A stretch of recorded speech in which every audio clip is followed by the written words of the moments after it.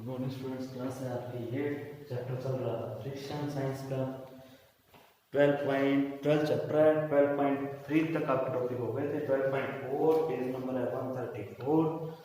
Friction a necessary, meaning क्या है कि जरूरी भी है फ्रिक्शन और उसके लॉसेस भी हैं, ड्रॉबैक्स भी हैं कुछ फ्रिक्शन के। पहले हम बात करते हैं फ्रिक्शन इज नेसेसरी, क्यों जरूरी है। फ्रिक्शन हमें क्या करता है कि चीज़ों को पकड़ने के लिए हेल्प करता है। जैसे कि मैं अगर ये चौक पकड़ रहा हूँ ना, अगर ये चौक स्लिपरी होगा यानी कि इस चौक के और मेरे हाथ के अंदर फ्रिक्शन नहीं होगा तो ये स्लिप हो जाएगा, ठीक है। इसलिए हमें ज़रूरी है कि उस चीज़ को पकड़ने के लिए और हैंड्स लाइक कैप और a glass, the force of friction between the cup and the surface of our hand prevent from the slipping and provide a grip, ठीक है। अगर वो कोई चीज़ है जैसे कि कप है, ग्लास है, अगर वो तेल का हो या फिर ऑयली हो या जैसे भी हो, फ्रिक्शन उसमें कम हो तो क्या होगा, स्लिप कर जाता है हाथ से, ठीक है। फ्रिक्शन हमें हेल्प करता है चलने के लिए, ठीक है। पैर और शूज हैं, शूज और जो हमारी रोड या सरफेस है, नीचे जो फ्लोर है उसके अंदर अगर फ्रिक्शन होता है तभी हम मूव कर पाते हैं, अदरवाइज हम स्लिप कर जाते हैं। जैसे कि हम मान लेते हैं कि एक जो सरफेस है वो वेट है, थोड़ा गीला है और उसके ऊपर हम चलते हैं तो क्या कर जाते हैं, स्लिप कर जाता है पैर, ठीक है। या फिर केले का सिक्का पड़ा है उसके ऊपर हम पैर रखते हैं तो स्लिप कर जाता है, क्यों? क्योंकि वो दोनों चीजें क्या है, उस सरफेस के और पैर के बीच का जो फ्रिक्शन है उसे कम कर देती हैं, इसीलिए। उसके बाद में फ्रिक्शन हमारी हेल्प करता है लिखने के लिए। मैं इस चौक से बोर्ड पे कुछ लिखता हूँ तो इसका मीनिंग क्या है, ये चौक घिस रहा है, यानी फ्रिक्शन की वजह से क्या है, ये चौक चलता है। अगर मैं इस पे लिखने की कोशिश करता हूँ तो इस पे नहीं लिखा जाता ज्यादा, ठीक है। या फिर हम ग्लास की शीट पे लिखने की कोशिश करते हैं, नहीं लिखा जाता। कारण क्या है कि जो चौक और ग्लास के बीच का फ्रिक्शन है वहाँ फ्रिक्शन बहुत कम है और बोर्ड और चौक का जो फ्रिक्शन है वो ज्यादा है, इसलिए लिखा जा सकता है।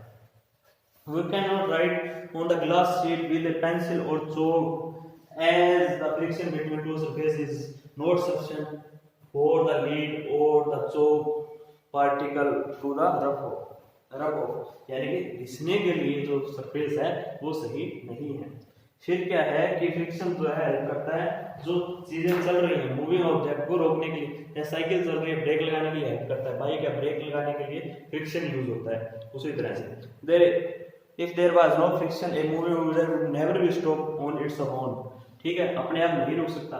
जैसे हमने साइकिल चला रहे, पैडल मारने बंद कर दिए, थोड़ी देर बाद क्या है, साइकिल धीरे धीरे रुक जाएगी। वो क्या है, फ्रिक्शन की वजह से है। हमने फोर्स लगाना बंद कर दिया, फ्रिक्शन फोर्स लग रही है तो वो धीरे धीरे अपने आप रुक जाएगी। एक कील, जो बॉल में हम कील वगैरह लगाते हैं उसे रोकने के लिए हेल्प करता है, क्योंकि जब कील अंदर गई उसके बाद हम खींचते हैं, फ्रिक्शन की वजह से वो उसे होल्ड कर लेता है। बॉल जो है कील को होल्ड कर लेती है, अगर वहां फ्रिक्शन ना हो तो कील निकल जाती है, इसीलिए हमारी हेल्प करता है। Friction helps to fix nail in the wall, if there was no friction nail would not hold the piece of the wood, यानी कि अगर लकड़ी में ठोकी हुई है तो वो उसे होल्ड नहीं कर पाएगी, अगर दीवार में ठोकने तो उसे होल्ड नहीं कर पाएगी। अब जो है ये था फायदे, अब है नुकसान, यानी कि हमें लॉसेस क्या क्या होते हैं फ्रिक्शन से। हम चलते हैं, हमारे शूज के जो नीचे बेस है वो घिस जाता है, थोड़े दिनों में स्लिपरी हो जाता है, वो क्या है, लॉस है, ठीक है। वो फ्रिक्शन की वजह से होता है, यानी वियर एंड टियर्स हो जाते हैं। चाहे टायर हो, कोई भी जो मूविंग चीज है उनके अंदर वियर एंड टियर्स आ जाते हैं, यानी वो खराब होने लग जाती है, धीरे धीरे कमियां आने लग जाती हैं। वो किसकी वजह से है, फ्रिक्शन की वजह से, ठीक है। फ्रिक्शन हमारी हेल्प करता है कि जब हम कोई चीज को रबिंग करते हैं, जैसे हाथ रब करते हैं सर्दियों में, तो हीट प्रोड्यूस होती है। वही हीट हमारे पास क्या है, लॉस भी करती है। जैसे गाड़ी के टायर चल रहे हैं, ठीक है, उनमें क्या है, तो अगर ज्यादा लंबी चलेगी तो वो टायर फट जाएंगे, इसकी वजह से गर्म होने की वजह से टायर खराब हो जाते हैं। फिर क्या है कि हमें ये पता है कि मूविंग ऑब्जेक्ट को रोकने के लिए फ्रिक्शन का यूज होता है, ठीक है। या फिर हम साइकिल चलाते हैं तो अगर टायर और रोड के बीच में फ्रिक्शन नहीं है तो गाड़ी नहीं चलेगी, यही बात है। दूसरी जगह है, अगर फ्रिक्शन कम हो, slow down the motion even it is not desired, यानी कि कब जब जरूरत नहीं होती है, जैसे मड़ी सरफेस है यानी कि जहाँ पर चिकनाई ज्यादा है या पहाड़ी एरिया, उसमें क्या है, जो है जब हम साइकिल चलाते हैं तो उसमें क्या है, वो फोर्स ज्यादा लगती है और वो क्या है, स्लो डाउन कर देती है व्हीकल्स को। उसके बाद में क्या, इंक्रीज और रिड्यूसिंग द फ्रिक्शन, हम कैसे इंक्रीज या डिक्रीज कर सकते हैं। फर्स्ट ऑफ ऑल जो मेथड है उसमें क्या है कि जो टायर्स के अंदर जो ट्रेड्स लगे होते हैं, यानी कि जो टायर है कैसा ना, एक टायर का मान लीजिए ये सरफेस है, इसके अंदर क्या है, इस तरह की लाइंस होती हैं, ठीक है, इस तरह, ठीक है, थोड़ी थोड़ी गैप ऐसे जिप्पों में होती हैं। तो ये क्या है, ये फ्रिक्शन को बढ़ाने के लिए होती है कि ग्रिप जो है वो अच्छी बने, ठीक है। उसके बाद में जो ब्रेक पैड्स हैं, यानी ब्रेक के जो पैड्स हैं उनके अंदर भी इसी तरह की कोई लाइनिंग वगैरह होती हैं जो क्या होती हैं कि फ्रिक्शन को बढ़ाती हैं। जो साइकिल की ब्रेक है वो आपने कभी देखी होगी, तो इस तरह का पीस होता है, उसके अंदर ऐसे ऐसे लाइनें होती हैं। ऐसे एक शूज, आपके कोई शूज है उसके अंदर भी इस तरह की कोई डिजाइन बना हुआ होता है नीचे, वो क्या है, फ्रिक्शन को बढ़ाने के लिए बनाया जाता है। जो कबड्डी प्लेयर्स हैं वो क्या करते हैं, अपने हाथ में क्या है, मिट्टी का उपयोग करते हैं। जब कबड्डी कोई खेलता है ना, उसे मिट्टी, हाथों में मिट्टी लगाता है ताकि जो सामने वाला प्लेयर है उसके हाथ पे और उसकी ग्रिप जो है वो अच्छी बन सके। और जो जिमनास्ट होते हैं, यानी जो जिम वगैरह करते हैं, उनमें भी क्या है, हाथों में एक इसी तरह का फ्रिक्शनल के लिए कोई पाउडर लगाते हैं ताकि क्या है कि वो फ्रिक्शन जो है उनका बढ़ जाए और जो ग्रिप है वो अच्छी बने। उसके बाद में क्या है, फ्रिक्शन रिड्यूस करने के मेथड क्या है कि फ्रिक्शन रिड्यूस, जैसे कि कोई रफ सरफेस है उसे पॉलिश या स्मूथ कर दिया जाए तो फ्रिक्शन क्या हो जाएगा, कम हो जाएगा। और जो कोई चीजें ऐड कर सकते हैं, जैसे कि जो सरफेस है उस पर ऑयल, वाटर या पाउडर कुछ इस तरह का यूज करके भी हम फ्रिक्शन को कम कर सकते हैं। जैसे कैरम बोर्ड है, उसमें फाइन पाउडर का यूज किया जाता है ताकि जो कैरम बोर्ड है उसके अंदर जो है फ्रिक्शन कम रहे। जो डोर्स होती हैं उनके जो हिंज होते हैं, यानी कि जो कब्जे होते हैं साइड में, उनमें क्या है, ऑयल लगाते हैं ताकि वो आवाज ना करे, वहां का फ्रिक्शन कम हो जाए। जो मूविंग पार्ट्स हैं किसी भी व्हीकल के या मशीनरी के, उसके अंदर हम लुब्रिकेंट डालते हैं ताकि क्या है वो वहां फ्रिक्शन कम हो और हीट प्रोड्यूस कम करे ताकि वियर एंड टियर्स का कम हो। अब जहां पर कुछ भी ना यूज किया जा सके वहां क्या है, एयर यूज की जाती है। मीनिंग क्या है कि दो पार्ट मूव कर रहे हैं कोई मशीनरी के, उनके क्या बीच में क्या है, स्पेस रख दिया जाता है और एयर स्पेस रख दिया जाता है ताकि क्या है वो अपने आप मूव करते रहे, दोनों अलग अलग, और उनके अंदर क्या है एक दूसरे के पास लगने की वजह से क्या है उनके अंदर जो फ्रिक्शन कम हो।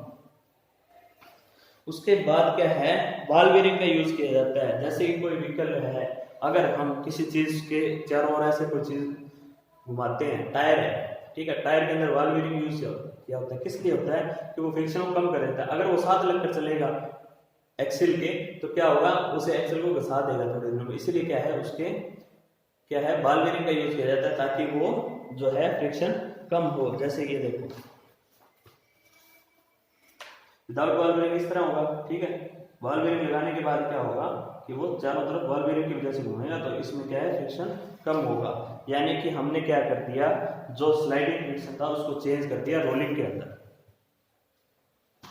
उसके बाद में क्या है कि जितने व्हील्स यूज किए जाए ज्यादा से ज्यादा मूविंग ऑब्जेक्ट में ताकि क्या है फ्रिक्शन कम हो। उसके बाद what are the lubricant and how do they help to reduce the friction, कैसे वो फ्रिक्शन को कम करने में हमारे हेल्प करते हैं। लुब्रिकेंट का क्या होता है कि जैसे दो सरफेस, आपको फर्स्ट डे बताया था कि जब भी कोई फ्रिक्शन होता है क्या होता है, दो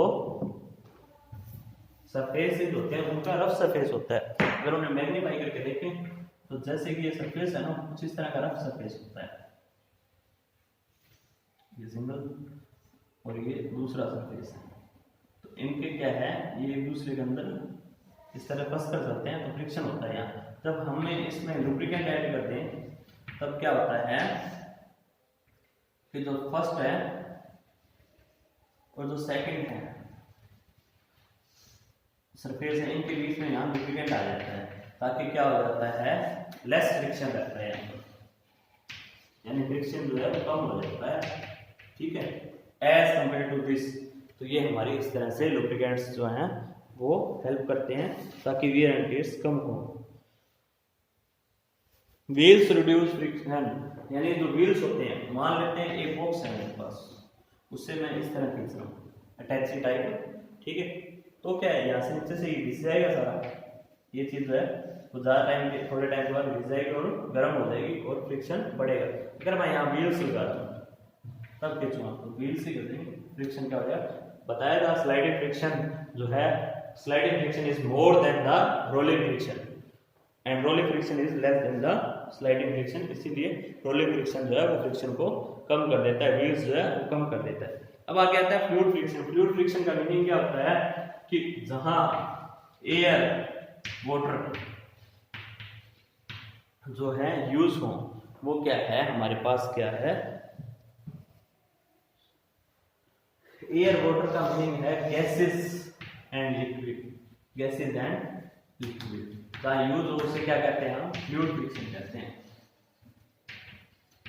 फ्लूइड फ्रिक्शन कहते हैं। ठीक है, इसके अंदर होता क्या है एक्चुअली कि जैसे कि हम कोई गाड़ी बाइक पे जा रहे हैं, ठीक है, हमें हवा लगती है तेज, वो क्या है एयर फ्रिक्शन की वजह से एयर जो है वो अपोजिट फोर्स लगाती है, उसे क्या कहते हैं हम, ड्रैग या फिर फ्लूइड फ्रिक्शन उसे कहते हैं। उसके बाद क्या है कि फ्लूइड फ्रिक्शन की एडवांटेजेस और डिसएडवांटेजेस हैं। ये तो होगी डेफिनेशन। मीनिंग क्या है, in the science liquid and gases are together called the fluid, the force of friction exerted by the gases and liquid is called fluid friction और drag. ठीक है, इनका फर्क इनमें वो है फैक्टर अफेक्टिंग है। मीनिंग क्या है कि जो speed of an object with respect to the fluid, यानी कि जब हम कोई ऑब्जेक्ट मूव कर रहे हैं उनपे एयर प्रेशर लग रहा है, सामने से हमें एयर तेज लगते हैं, जितनी तेज करोगे उतनी तेज लगेगी, यानी कि जितनी स्पीड ज्यादा होगी उतना ही फ्लूइड फ्रिक्शन ज्यादा होगा। या हम स्विम करते हैं, जितना तेज जाएंगे उतना ही फ्रिक्शन वो है वो ज्यादा लगाएगा, जितनी उतनी हमें फोर्स ज्यादा चाहिए होगी। शेप ऑफ एन ऑब्जेक्ट, यानी कि अगर शेप बड़ी है किसी चीज की या फिर इस शेप की कोई चीज है, ठीक है, इस पे सरफेस एरिया ज्यादा है तो फोर्स भी क्या है ज्यादा लगेगी। एक मैं इस शेप की कोई चीज लेती हूं, इस साइड वाली हवा ही ऐसे इस तरह से सिर्फ इस कॉर्नर पर टकराएगी, बाकी इस तरह से, तो इस शेप में क्या होगा, फ्रिक्शन कम होगा, फ्लूइड फ्रिक्शन उसमें ज्यादा होगा। शेप में डिपेंड करता है, साइज में डिपेंड करता है कि साइज बड़ा है तो ज्यादा फ्लूइड फ्रिक्शन होगा, छोटा है तो कम फ्लूइड फ्रिक्शन होगा। नेचर, नेचर का मीनिंग क्या है फ्लूइड का, nature of the fluid, air की डेंसिटी ज्यादा नहीं होती, वाटर की ज्यादा होती है। ठीक है, डेंसिटी का मीनिंग है कि वो घना कितना है। मीनिंग क्या है कि जैसे कि एयर के अंदर से हम आसानी से जा सकते हैं, वाटर के अंदर इतनी आसानी से नहीं जा सकते, कि कोई भी चीज जो पास होती है वो एयर के अंदर जल्दी हो जाती है, वाटर के अंदर लेट होती है, यानी गैस के अंदर जल्दी हो जाती है, लिक्विड के अंदर थोड़ा ज्यादा फोर्स लगाना पड़ता है। वो क्या होता है, डिपेंड करता है फ्लूइड की उस पे थिकनेस पे या विस्कोसिटी पे या डेंसिटी पे। एडवांटेजेस क्या है कि जो विंड मिल्स चलती हैं, यानी कि जो हवा के वजह से पंखे वगैरह या और चीजें चलती हैं, उसके वो हेल्पफुल हैं। ठीक है, उसके बाद में क्या है, प्रेपल्स ऑफ ए ग्लाइडर, यानी कि क्या है, जो एयरक्राफ्ट वगैरह छोटे एयरक्राफ्ट हैं उनके जो पंख हैं या फिर जो वाटर में बोट्स हैं उनके जो पीछे मशीन लगी हुई, ये सारी चीजें क्या है हेल्पफुल होती हैं। किस चीज के लिए, एक बोट है मान लीजिए या एक एरोप्लेन है, ये एक एरोप्लेन है, इसके अंदर क्या है, यहाँ पंखे लगे हुए हैं, ठीक है, लगे हुए होते हैं, ये क्या है फ्लूइड फ्रिक्शन की वजह से एरोप्लेन को मूव कर पाते हैं। ठीक है, इसी तरह बोट में लगे होते हैं, वो भी क्या है फ्लूइड फ्रिक्शन की वजह से मूव कर पाते हैं। डिसएडवांटेज क्या है, तो स्पीड रिड्यूस कर देती है, अगर फ्रिक्शन नहीं होता तो स्पीड ज्यादा होती, हर चीज की जो उसके एयर के अंदर चल रही है या वाटर के अंदर चल रही है। एक फ्रिक्शन जो है एनर्जी लॉस्ट होती है, यानी कि फोर्स ज्यादा लगती है, ज्यादा लगेगी तो उस चीज की एनर्जी जो है वो लॉस्ट होगी और उसकी एफिशिएंसी जो है वो कम हो जाती है। अब क्या है स्ट्रीमलाइन शेप। स्ट्रीमलाइन शेप का मीनिंग क्या होता है कि आगे से इस तरह से कोई चीज का दिखे होना, इस तरह से आगे शार्प होना किसी भी चीज का, वो शेप चाहे कुछ भी हो, चाहे एरोप्लेन की जो शेप होती है वो भी यही होती है। ठीक है, और बोट की, गाड़ियों की ज्यादातर जो स्ट्रीमलाइन शेप होती है, बर्ड्स की स्ट्रीमलाइन शेप होती है, फिशेस की होती है। इनका कारण क्या है, ये फ्रिक्शन को कम कर देगा। If the car is more streamline it is more fuel efficient, consume less fuel, कम फ्यूल लगेगा, and has a capacity to travel faster, speed ज्यादा होगी, एरोप्लेन की स्पीड ज्यादा होती है, उसका रीजन यही है। ठीक है, कि इसमें जो है वो शेप की वजह से जो है एफिशिएंसी ज्यादा हो जाती है उसकी। ठीक है, उसके बाद जो है आपका यहाँ चैप्टर खत्म होता है। उसके बाद कुछ इंपॉर्टेंट पॉइंट्स लिखे हुए हैं जो पहले के ही जो आपकी रिवीजन है एक तरह से वो आपने पढ़ने हैं, और उसके क्वेश्चन आंसर जो हैं वो नेक्स्ट लेक्चर में हम करेंगे। यहाँ तक आपने चैप्टर पढ़ना है, चैप्टर आपका कंप्लीट हो गया है। नेक्स्ट लेक्चर में सिर्फ आपको इसके क्वेश्चन आंसर और जो है इसकी बुक वर्क जो है आपको सेंड किया जाएगा। ठीक है, थैंक यू। यहाँ तक आप लेसन पढ़िए।